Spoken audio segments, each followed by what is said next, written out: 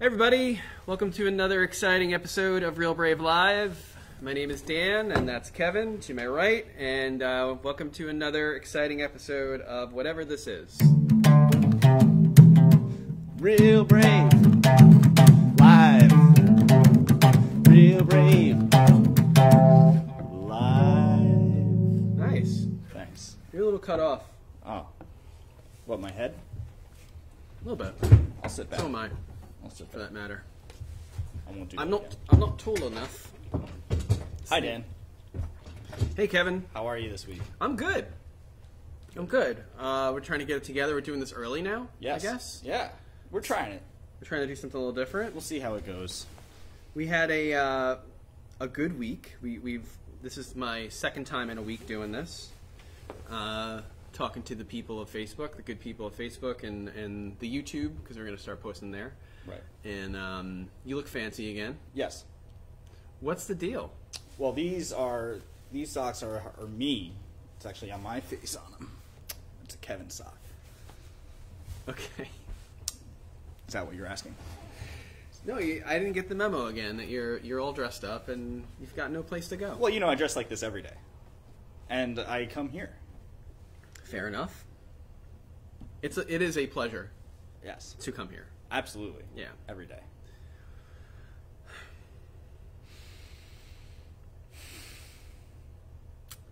Okay. If there's any feedback, we had a test right before we went on. If there's any feedback, just hit me up on this thing and say, you know what, this doesn't sound good, and you need to fix it. That would be great feedback. Yes, it would. Or if you have any feedback on the show, can I give you an update on my week? Yes, please. So this week, we launched a very important site. Well, part of the site, it's Practice Pad, is the new subscription portion. Yes. And if anybody out there has ever put together software, you'll feel my pain on this. It's been a long, awesome, weird road, but that's happening. So the subscription portal is worldwide. Cool. As of right now. Actually, today we have 20 leads. No joke. No joke? No joke. I can't wait to start teaching people in, like, all over the place. I mean, from Cambodia, Hawaii, Canada, Cambodia, Thailand, Greenland. Ukraine. There was one from Ukraine. Latvia. I'm pretty sure it's all legit. I haven't gotten in there yet, but you ready to teach at 4 o'clock in the morning? You betcha. Well, as you know, I don't sleep. I only play music. That's true, and you just work here. That's it. And work here.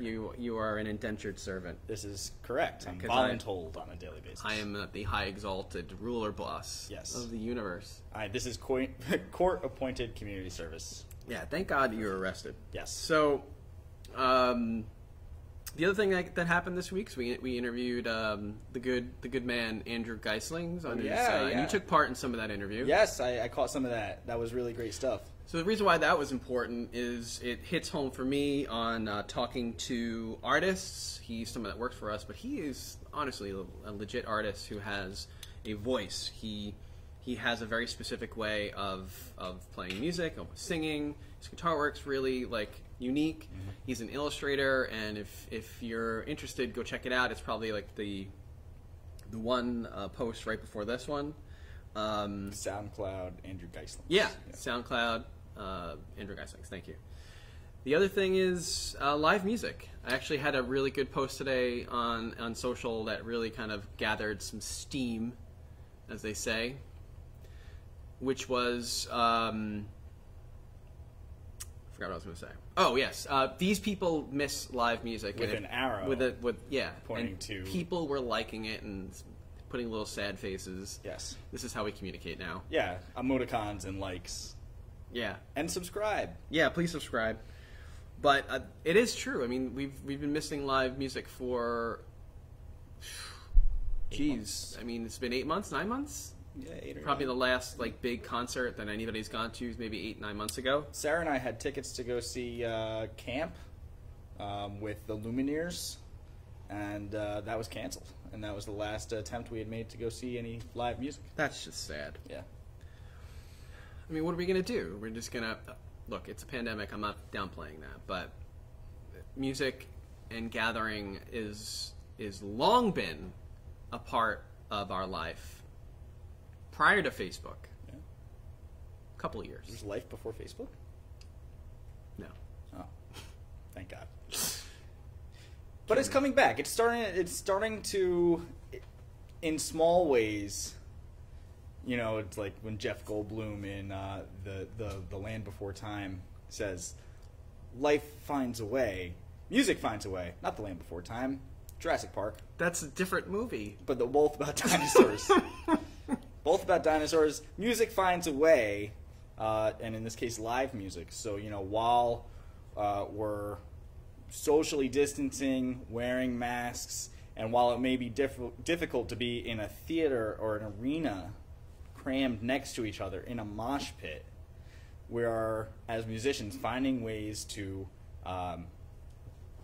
transmit the joy of live music in a safe and responsible way in 2020. Nobody has done that yet, except for the Flaming Lips. What has the Flaming Lips done? They've done promo stuff, but in bubbles. I saw that. Yeah. The crowd were in giant hamster balls. Yes. Actually, I want to find that. That was the coolest concept I think I've seen for live music so far. It was the Bubble Show. The Bubble Show. And I don't know. I don't know if it's going to work. Imagine being in a bubble? No. Well, I am a little bit. Right. Every day. Thought bubble. Big thought bubble. I'll put this up on the screen here if I can. Here we go. Yeah, it was this is courtesy of Rolling Stone. Thank you. This is where is this? Oh, it was they were shooting a space bubble concert for they actually have a new album out, I think, and for this tune. Do you like the Flaming Lips? I do. Yoshime. Okay. I only know the one album. That's a great album. Yeah. But let me put that back up because Those robots defeat me. Yeah, it was probably what, like 50 to 100 people in. You can't see, can you see this? I can. I'm looking at it. What do you think of that? I think it's at the same time really cool because I've always wanted to be in a giant hamster bubble just to see what it's like, but at the same time very terrifying. I think I would get immediately claustrophobic and gasping for breath, even though they seem to be ventilated to a degree. Right. But also you got to wonder what that does to the sound quality. You know, are you hearing the bass? Are you hearing the high end of the hi-hats? It has to sound strange. Probably sounds like you're putting your ear through a cardboard tube. It's what I imagine it to be like, although I won't know until you buy me a giant bubble to walk around. I can put you in a giant bubble. I have no problem with that. That would be great. Amazon sells them. I'll get to work sending you some links, and we'll see if we can get in there next week. If you want to see Kevin in a giant bubble on the next broadcast, please like this post. Smash that like button. I will get in a giant bubble. I'll do the whole show from in there. I can ruin a whole movie for you if you want. Jake Gyllenhaal? Bubble Boy? No. Oh. That's a great movie, by the way. I haven't seen that. Like 1999, he lived in a giant bubble. I'm sorry. This is excellent. It's not a movie, it's a show. But it's a book first, then it was a show. Okay. Stephen King, I think it's a Dome. Dome? Yeah. As soon as I get on here, I turn into a bumbling fool. It sounds familiar. Again, Jake Gyllenhaal in Bubble Boy is really... That's, for me... Under the Dome. Under the Dome. Okay. I just turn into, like, just an absolute...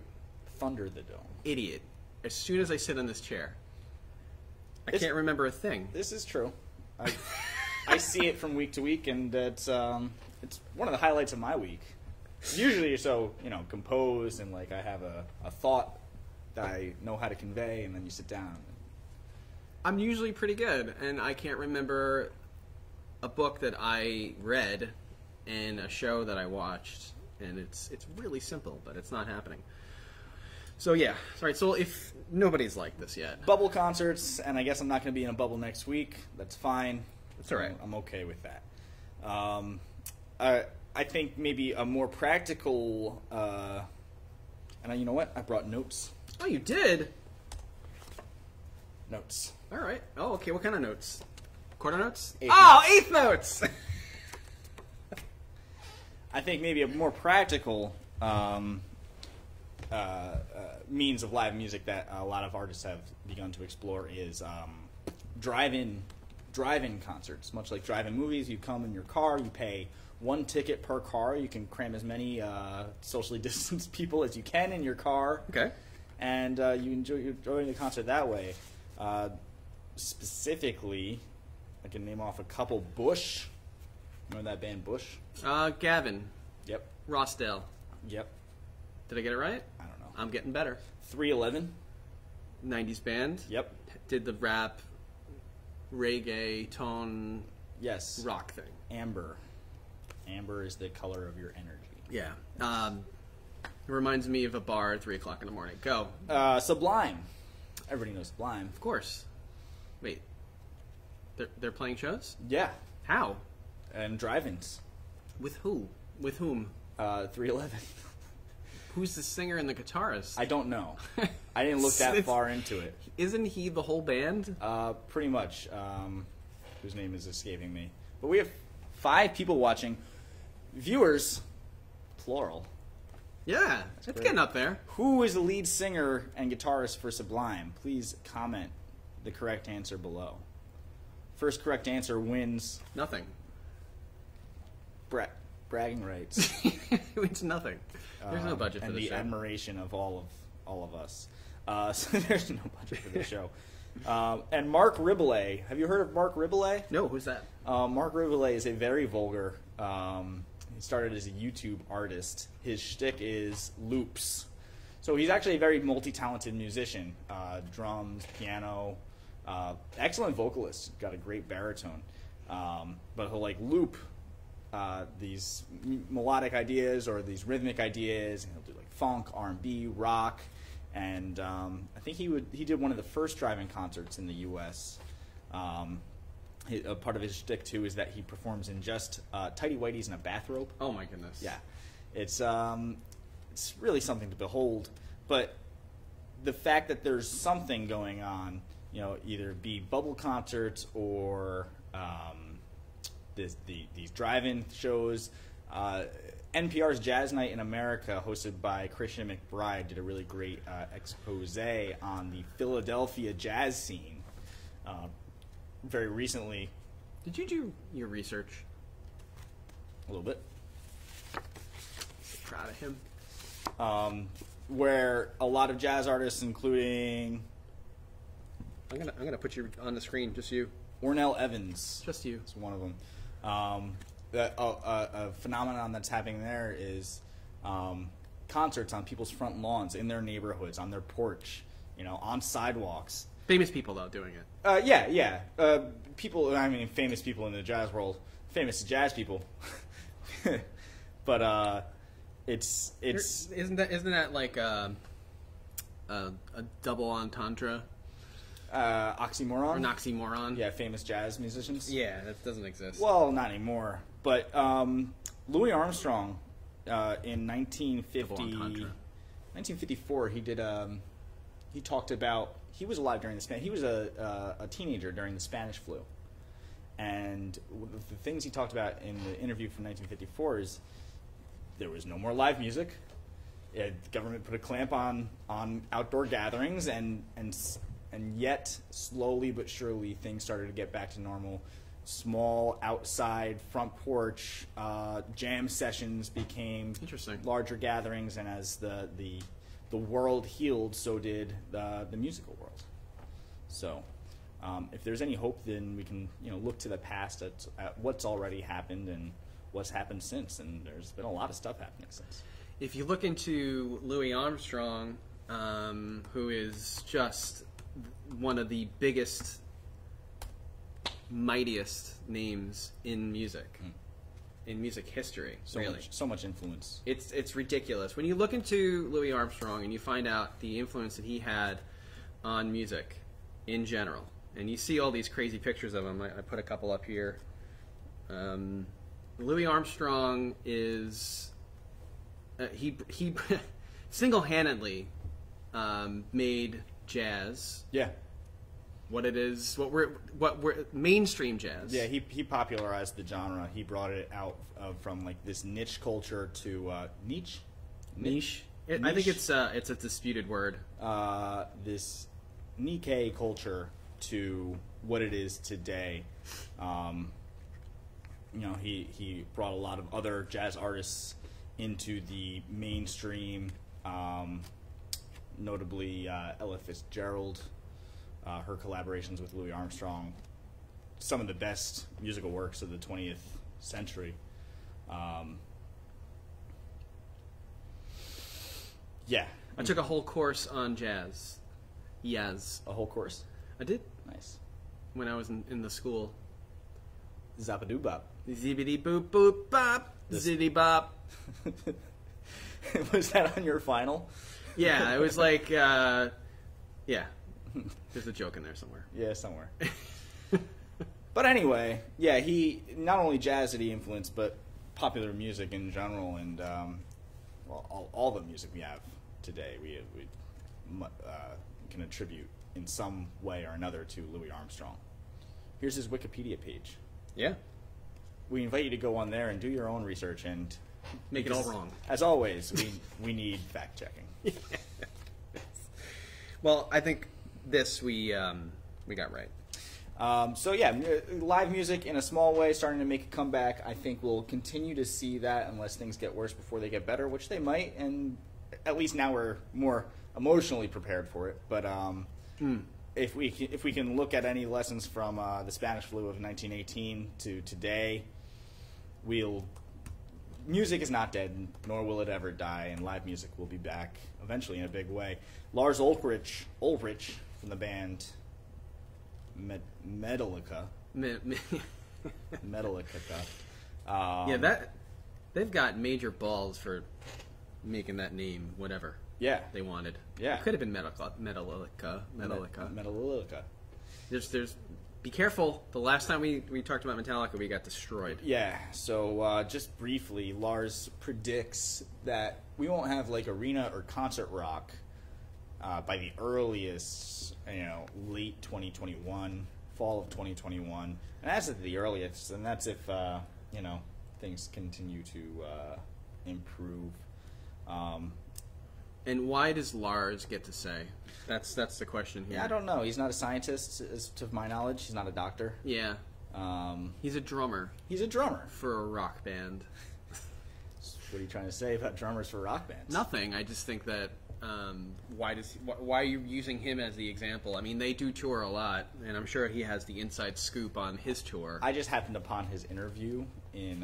Happened upon. I like that. Yeah. It happened upon me to bring it up, and that's one person's speculation, and not even mine. I'm just reporting it. So this is now like fourth removed from the source. Okay. So, according to Lars Ulrich,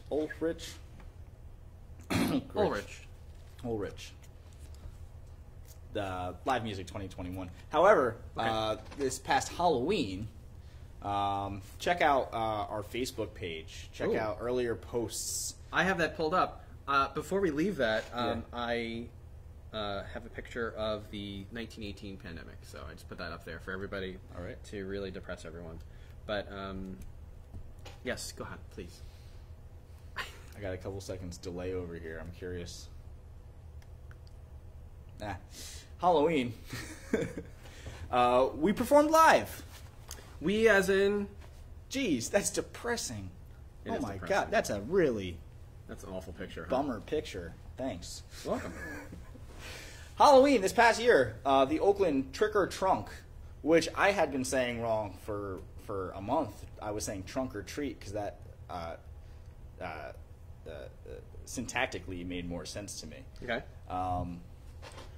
The Trick or Trunk parade It was a socially distanced event right here in Oakland, right across the street at the library, where we performed, and by we, I mean students at Real Brave. Our Real Brave Ambassador Band was a group of students who are extremely talented and extremely dedicated toward practice, and they have leadership qualities, and it's a great thing to be in. They love performing live, and they've been asking me, when can we play, when can we play, when can we play, and this seemed, to me, this was like a perfect opportunity because it was outdoors. Yeah. It was distance. We had a rehearsal here that was distance. We were all on different sides of the room. So we got to play a couple of tunes. We played a little bit of, I forget, some AC/DC. Your favorite band. Tell me more about AC/DC. I think the singer Brian Johnson is an artist. Tell me what you really think about AC/DC. We also played some. We played some Michael Jackson. We did. Who wrote Barracuda? Heart. Yes. So we did a few, and then another band came and took the stage. Wishbone, which is comprised of 3 Real Brave instructors, Liam, Nick, and Jordan, and one of their friends. We should do some video concerts, Andrew. I 100% agree with that. Thanks, Andrew. And thanks for volunteering to do the first one. Well, he was voluntold. No, I'm just kidding. But yeah, it was our band, and then Wishbone, and it was great. It was a blast. It was the first time we got to play live. First time I got to play live since January. Right. So, because right around now, what popped up in my feed was one of these concerts, Real Brave concerts. Oh, really? Yeah. Popped up in your feed? Popped up in my memories because Mark Zuckerberg lets me remember things. Yeah, he likes to put that salt in the wound. Yeah, he's just like, listen, your life is terrible. Remember this? Yeah. Boom! Aw, thanks, Mark. Yeah. Right around now, you'd be. That's right. Or we'd be working on putting a show together, and that's not happening. I mean, we're about 12 feet apart right now, and we do wear masks. We have all sorts of ionization here, but we can't have 50 people in this room. It's just not a good idea. Not yet. But we are getting used out of the stage. Yeah. By being on it. Yeah, we're filming videos. We're a TV studio now.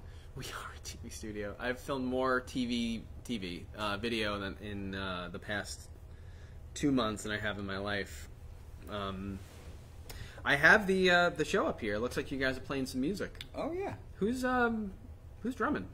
That's one of our students, Jake Fiorello. Got a wig on there. He was dressed as Ziggy Stardust. Was he really? Yeah, that's amazing. What about Emma? Emma, I think, was not in costume. No. I was in not costume. I was just dressed. You fancy. were not. You were dressed as Kevin. Just fancy. And then the fabulous Mike DeProspo. Yes, filled in on a guitar. Which Hi, Mike. Was good. Mike, if you're watching. He's not watching. Hello. Nobody's watching. Nobody. Well, Andrew is. Andrew's watching. Hey, Andrew. Thanks so much. Really needed you here today. Cool. Well, if I had another 20 hours in the day, that something I would love to do would be to try to put together some sort of concert, with famous people, in like a drive-in thing that you were talking about. Yeah. That'd be a lot of fun. Yeah. But there's not enough time in the day. I can barely get what I'm supposed to be doing in. Sarah's watching. Sarah Lords. Hello. Hi, Sarah. Thanks for tuning in. How's it going? Guys, you guys are good. Many of our viewers might remember Sarah Lords as one of our top fans. She is. One of our only fans. She is there, I imagine, watching with Theo. We need some pictures of Theo. So I'll make that a priority for next week. We can do a whole cat theme again. We've done that before. Yes. That was one of the highlights of my year last year. Ooh, can we also review Cats, the musical? We did. Did we? No, the movie. Oh, we did. It was weird. It was really, really weird. Do I have any episode. pictures up here? No. I have this for some reason. It's Eddie Van Halen. Yep. Oh, you know what? I have this. He was a cool cat. I have Like a Good Neighbor, Stay Over There. With a cat, with Grumpy Cat. There you go. Yeah. You see that? Anyway. Oop, it's still up. You know what I really need? A producer. I need a producer. This is really hard to do. I think it's fun. I think you're doing a great job. Thank you. I think it's a challenging job to host and produce a podcast. It's not easy. And all the preparation I did, too. Yeah. Did you have notes? You have any more notes? I have one more note. I don't know if we have time to talk about it today. We do. Do you have to go somewhere? No. All right. Well, just back to work. I have to pay bills. Talk about that Optimum Yeah, bill? yeah. I don't want to talk about that Optimum bill. Hey, Hi, Liam. Liam. Led Zeppelin Ooh, yeah. was in the news last month Why? after the Supreme Court refused to hear a case of copyright infringement from the band Spirit. Yeah. I don't know about this. I got this here. Hang on a second. For those of you who don't know, Led Zeppelin is a rock band, a hard rock band Hard rock. from late 60s, early 70s into the early 80s, I believe. They were one of my favorite bands growing up.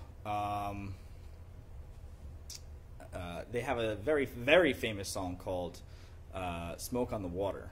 What? Stairway to Heaven. And there's a legal battle over whether or not that introduction, that very famous guitar introduction, was... Can you do it? You can do it here. I can absolutely. Although we might get sued by Spirit. Ooh. I'm into it. Let's do it. So let me put you on the screen here first. Yeah. We in tune. Playing it on a very awful... The neck is so warped on here. It's literally like a bow and arrow bow. It's crazy. Sounds so good. So if you're not aware, Stairway to Heaven goes.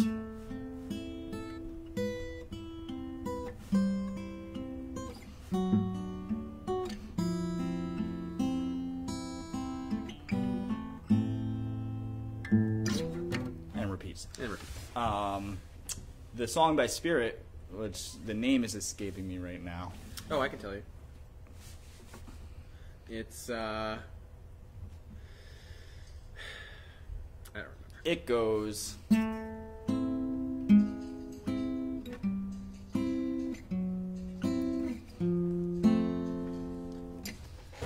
It's like bum bum. Yeah. Bum, bum, Oh yeah. Bum bum bum bum. Which ignites the argument to me. If you're trying to copyright that, then you're trying to copyright a descending chord progression. Yeah, and not only just a chord progression, a very common one. It's actually so common it's called a line cliche, where you have this stagnant upper harmony there and a descending chromatically bass line. And it's so common. You know, there are so many examples of that being used.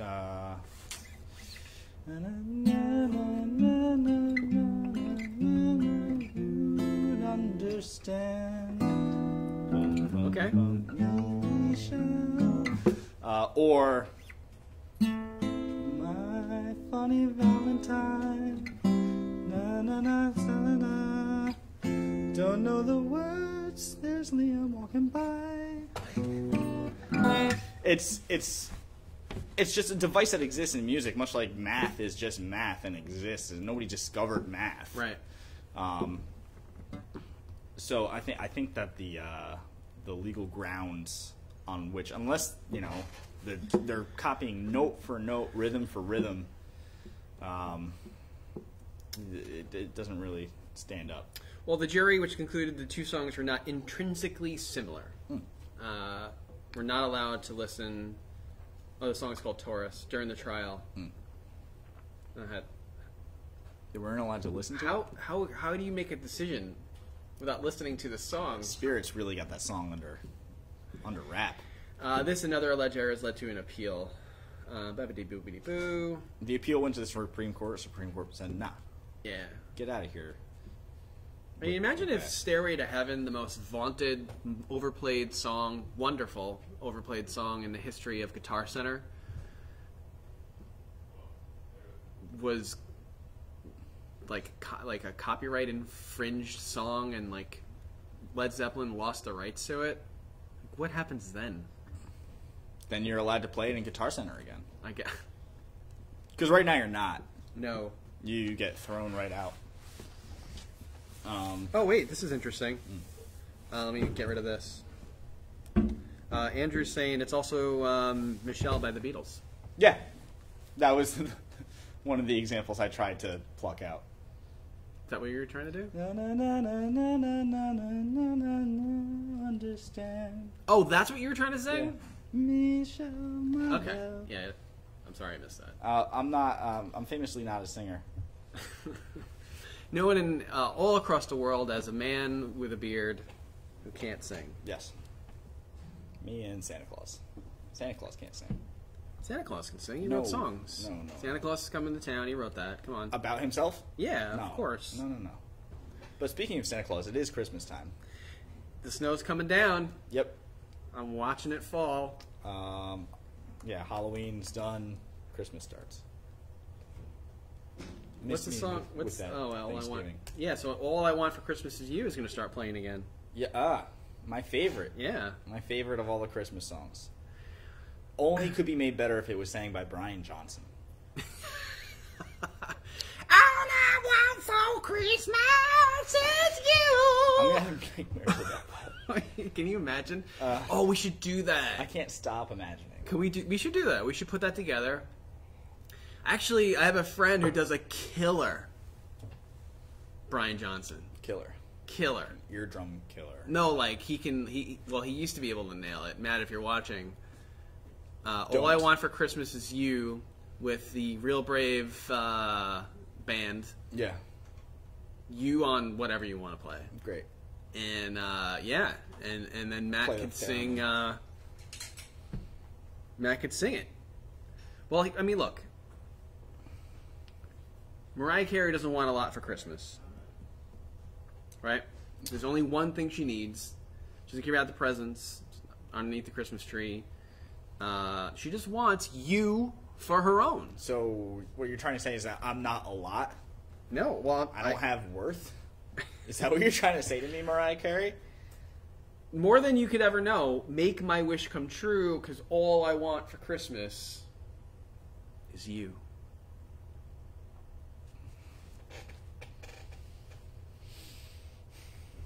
Oh, do I still have the... Can't play it. We'll get shut down. I do still have it. Good. I missed that. I missed this. This is fun. Yeah. Do we have anything else planned? Nah. We're going to talk about our own musical lives. Oh, yeah. Yeah, nobody cares. Nobody cares.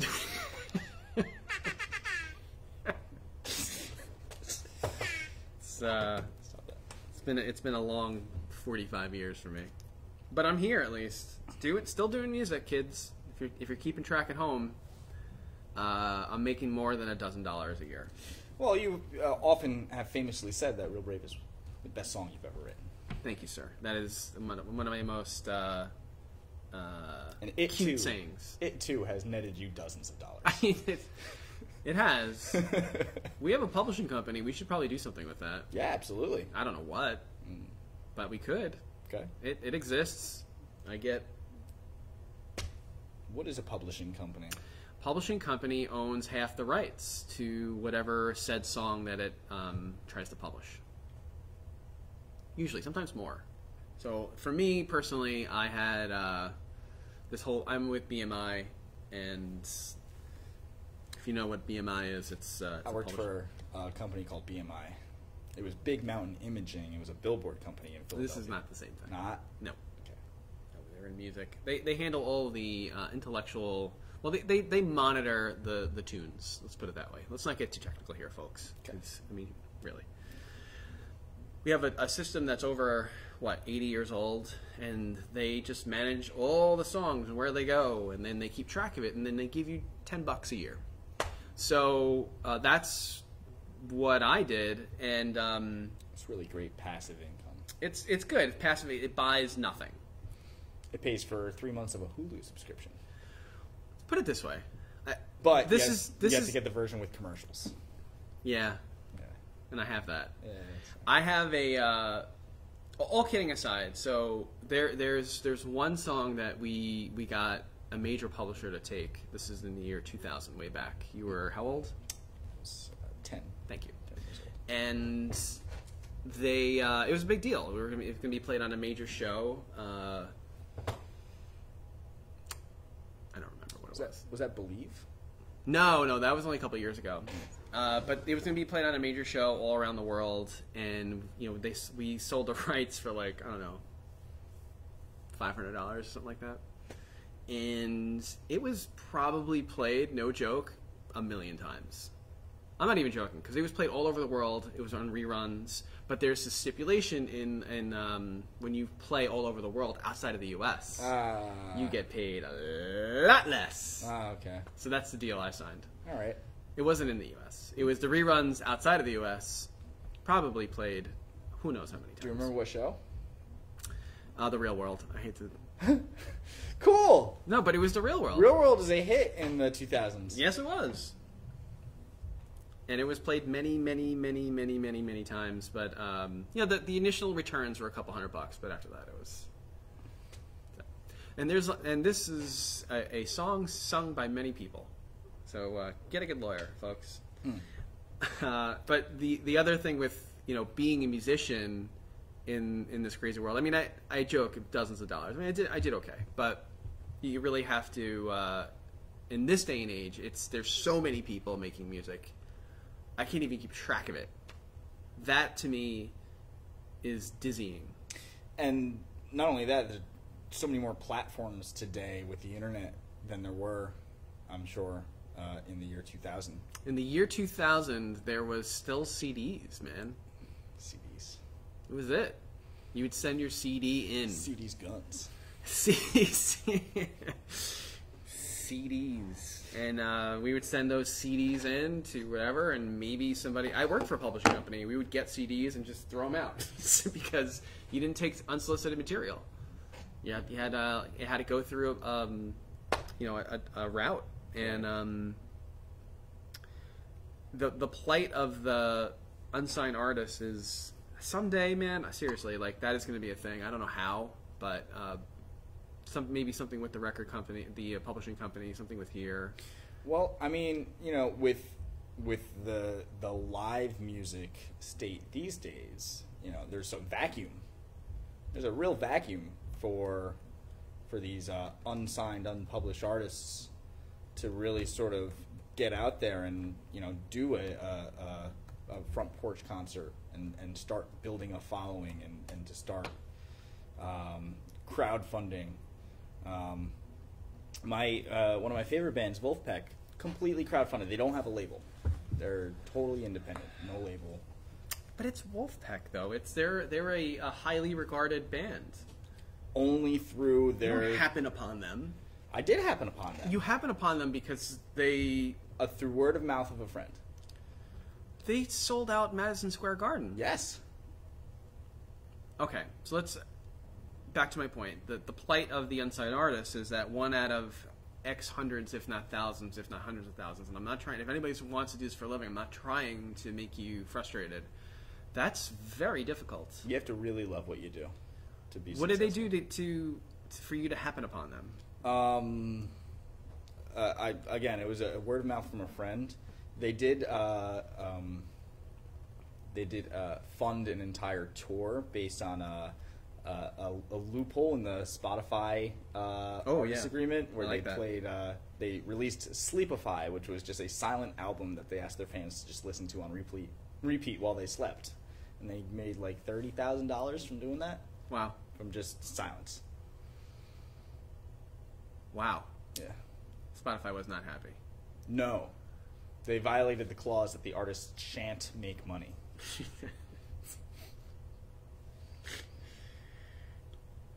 They have their own publishing company, I would assume. I don't know. I would assume so. I would probably. The publishing company is going to administer the copyright, collect the funds, as you will. Sue Led Zeppelin. Yeah, because they wrote a chord progression that I wrote. Yep. Come on. And that was actually my biggest downfall as a songwriter. Is I tried to write really original music. That's a hard thing to do. The irony is that if it's too original, it's not accessible. Yeah. But if it's too, there's so many chord progressions. Let's show it to the camera. How many of us have heard this?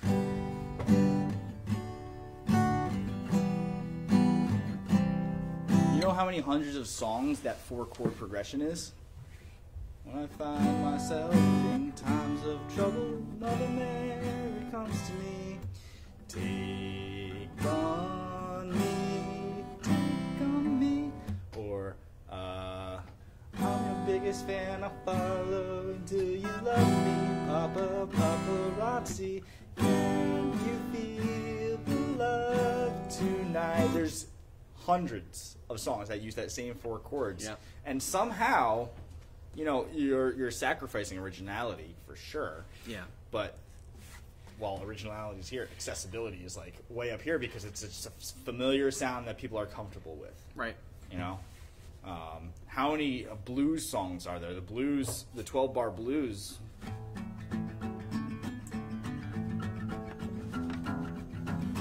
And that was an abbreviated version.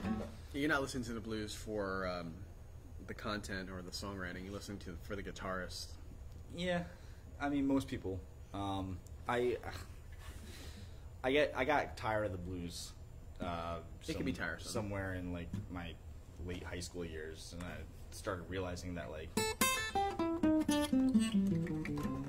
how many times can I hear that same scale and be wowed by it? I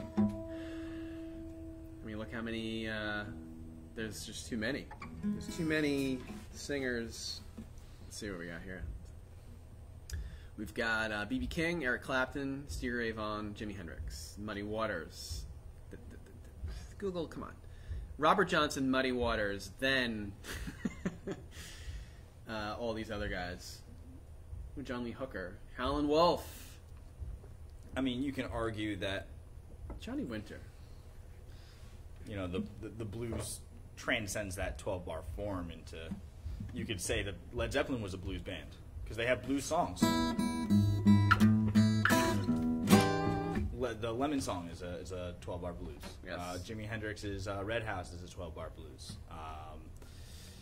Etc. Crossroads by Cream. Eric Clapton. Okay. No, Cream. That's not even a Cream song. That's a Robert Johnson song. Ooh. So there are, there's like a repertoire of blues songs that have been done many, many times in many different ways. We've got the B.B. King, the Eric Clapton, the Stevie Ray Vaughan. He was the first guitarist in the 80s that I listened to. I was like, wow, that's actually kind of cool. Jimmy, the Muddy Waters, Robert Johnson, Buddy Guy, Albert King, Joe Bonamassa.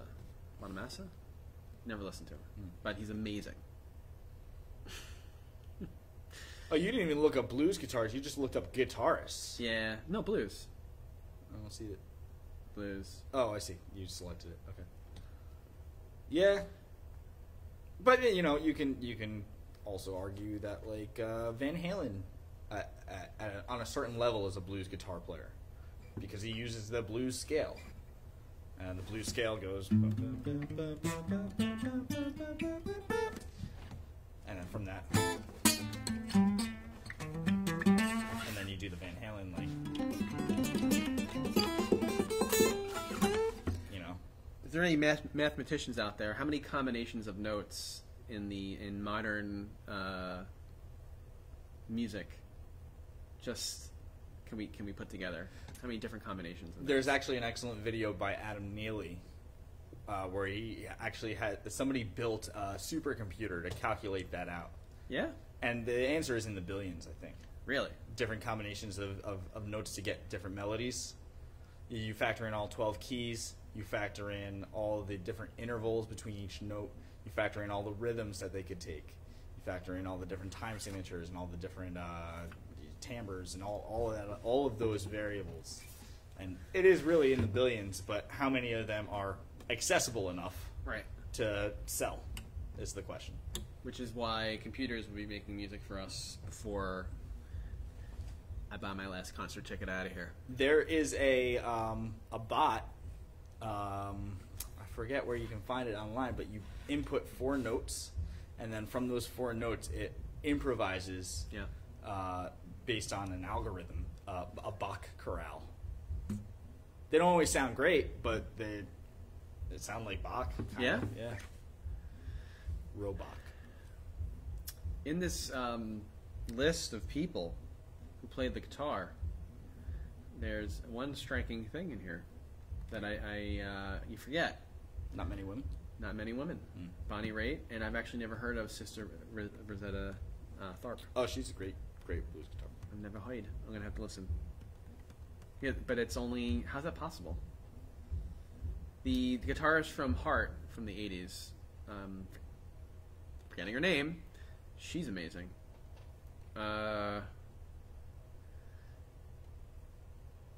Crazy. Although you go to Instagram and you just plug in guitar player, and it's a mixed bag. It's pretty even, diverse. Probably better than you'd think. The people that made it are the ones that are just representing the ones that are probably better than them. Right, yeah. Who's the first name on that list? On this list? Yeah. B.B. King? Right. Well, he's regarded as like the king of the blues, but all those names on that list, somebody got them on that list. And then it leads to a bigger conversation of like the music industry in general and how certain artists are made more famous than others. And you and Andrew were talking about it, I think, last week, talking about the pop culture scene on like how did this get famous but this didn't? Yeah. How is Fire by Katy Perry, how is that a famous song?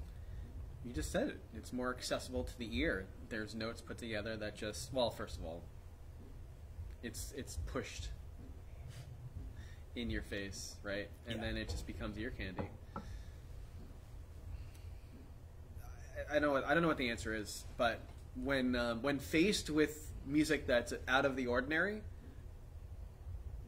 people will react to it. Like, I got a text from my daughter, who's 15, maybe 2 months ago, and I almost passed out. I wish I could pull it up right now. And she texted me, "Who is this band? I really like them." And it was Pink Floyd. Oh, cool. "Shine On You Crazy Diamond" was the song, parts 1 through 4. All right. That's Sam that said that? What's that? Ava. Ava? I couldn't believe it. And she puts it on every once in a while. Like, I'll hear her listening to it. And that's great. That's one of the main songs that pushed me forward, propelled me forward to learn. I remember you telling me that. Yeah, to really learn guitar.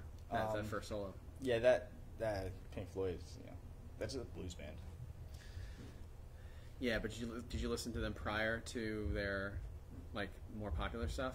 It was like blues. No, it was avant-garde. Oh. Very, very artsy.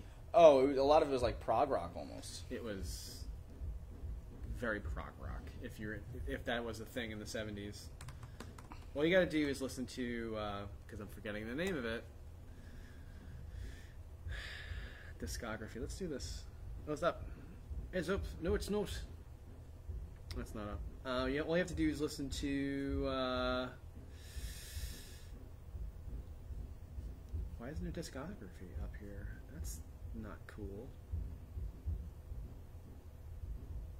Albums. They changed it. I will say that my favorite music is the music that like I haven't heard before. Music that sound, what is it? Amagama. Amagama? Listen to that, and then you'll be like, oh, okay, Stars Are Full of Secrets, definitely. You're going to be like, well, what is happening? Piper at the Gates of Dawn. That's a good one. Yeah, that's, you know, it's very dated, but when you listen to what they're trying to do, it's like, okay. And I've gotten into fights, like verbal altercations with people about this. And that's all like pre-Peter Frampton. Peter Frampton was not in Pink Floyd. Right. I know, but what I'm saying is, Piper at the Gates of Dawn. That was the prog rock sound album I was thinking about. You know, it was still very much Pink Floyd. I never got into Peter Frampton.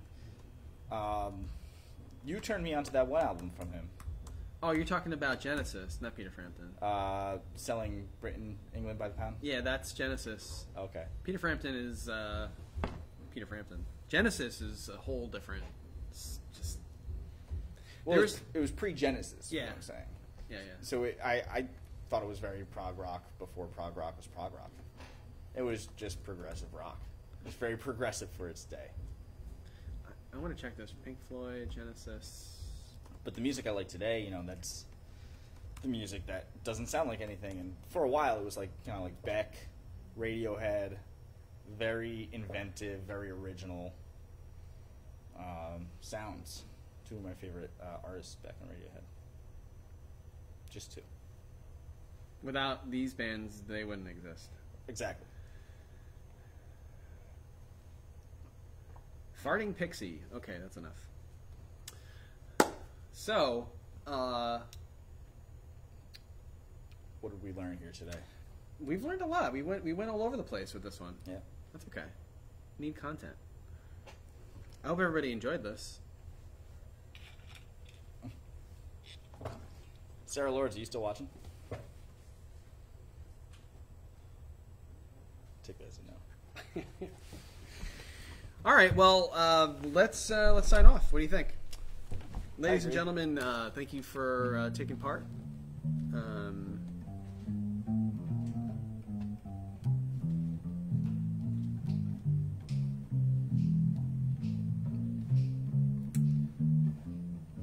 That's all I got.